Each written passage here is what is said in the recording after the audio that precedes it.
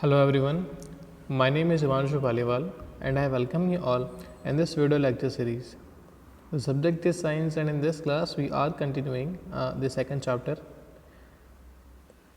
आज हम physical changes के बारे में बात करते हैं कि अगर कोई सब्सटेंस है जिसमें चेंजेस हो रहे हैं तो फिज़िकल कैसे क्लासीफाई किए जाते हैं और केमिकल जो चेंजेस हैं कैसे क्लासीफाई किए जाते हैं उनके बारे में आज बात करते हैं.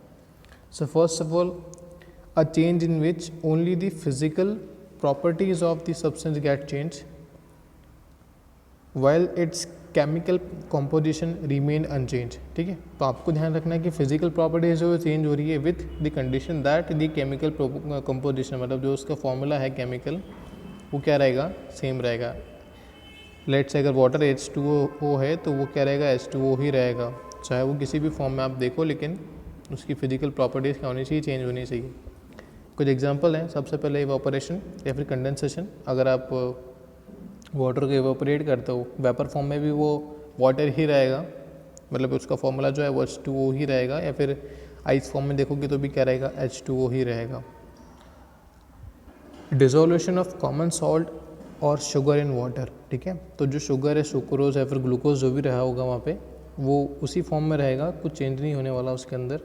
लेकिन उसकी जो अब प्रॉपर्टी है, पहले अगर वो फ्री फॉर्म में था तो अब उसकी जो फिजिकल प्रॉपर्टीज़ है वो चेंज हो चुकी है. नेक्स्ट है क्रिस्टलाइजेशन, जो कि लास्ट क्लास में हमने पढ़ा ही था, of substance from its solid. तो सॉलिड का अगर क्रिस्टलाइजेशन करते हो तो उसकी फिजिकल प्रॉपर्टीज़ है वो चेंज हो जाती है. Magnetization of an iron piece and demagnetization of a magnet, मतलब अगर आप आयरन पीस को क्या कर रहे हो, मैग्नेट में कन्वर्ट कर रहे हो, या फिर कोई मैग्नेट है जिसको आप क्या कर रहे हो, वापस आयरन पीस में कन्वर्ट कर रहे हो. So these are some of the example of physical changes. Now we are going to talk about some of the properties of that. First, अभी मैंने आपको जैसे बताया कि फिजिकल प्रॉपर्टीज़ तो ठीक है चेंज हो सकती है, लेकिन जो केमिकल प्रॉपर्टीज़ है of the substance remain unchange. Chemical properties change नहीं होती. इसमें कोई नया सब्सटेंस फॉर्म नहीं होता है, no new substance is formed. ठीक है. फिजिकल चेंजेस आर टेम्परेरी, ये परमानेंट नहीं होता है. टेम्परेरी मतलब कुछ देर के लिए होते हैं and can be reverse easily.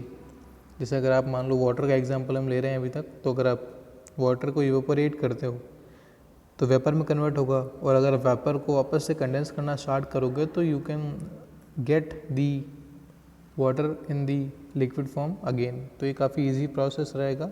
ठीक है. नेक्स्ट आपके पास में केमिकल चेंजेस. केमिकल चेंज भी जैसे फिजिकल में फिजिकल प्रॉपर्टी चेंज हो रही थी, यहाँ पे क्या होगा, composition and the chemical properties of the substance undergoes a change. मतलब ये क्या होगा, अब चेंज होगी. किसकी बात कर रहे हैं, केमिकल प्रॉपर्टीज की. ध्यान रखना है इसमें ऐसा नहीं लिखा कि फिजिकल प्रॉपर्टी चेंज नहीं होगी. वैराज अगर आप फिजिकल प्रॉपर्टीज़ की बात करो तो उसमें लिखा हुआ था साफ साफ कि केमिकल कंपोजिशन जो है उसका जो फॉर्मूला है वो चेंज नहीं होता है, लेकिन यहाँ पर ऐसा नहीं लिखा. तो हो भी सकता है और नहीं भी हो सकता है. वैसे मैक्सिमम केसेस में जो आपको फिजिकल प्रॉपर्टीज़ है वो भी चेंज होती दिखेगी, बट विद द कंडीशन कि केमिकल प्रॉपर्टीज़ भी चेंज हो रही है. तो आप ऐसा समझ सकते हो कि अगर केमिकल प्रॉपर्टीज़ चेंज हो रही है then it is chemical change, और अगर नहीं हो रही है तो वो कौन सा चेंज हुआ, फिजिकल चेंज. अगर फिजिकल जो प्रॉपर्टीज़ है वो चेंज हो रही है तो. कुछ एग्जाम्पल है, बर्निंग ऑफ कोल, वुड और पेपर. आप उसको बर्न करोगे तो जो वो पहले स्टेट में था वापस वैसा नहीं आ सकता. कुछ नए सब्सटेंस, कुछ आपने गैसेस फॉर्म होती देखी होगी वहाँ पे.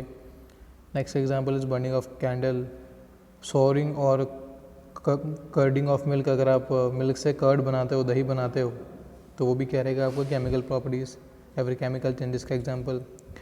Magnesium, burning of magnesium in air, burning of match sticks. ठीक है, तो ये कुछ एग्जाम्पल है आपके पास.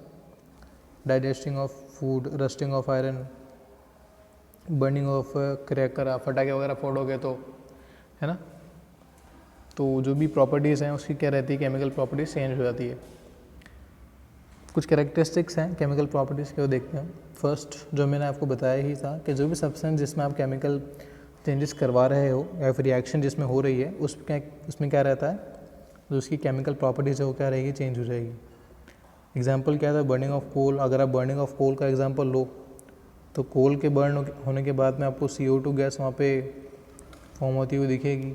ठीक है, तो ये कंपोजिशनल चेंज है. ठीक है, क्योंकि पहले कॉम्बिनेशन कुछ और था और अब क्या हो गया, CO2 आपको एक नया सब्सटेंस फॉर्म होता दिख गया। तो ये सब्सटेंस अगर फॉर्म हो रहा है then it is clearly a chemical change, क्योंकि फिजिकल चेंज में ये पॉसिबल है नहीं।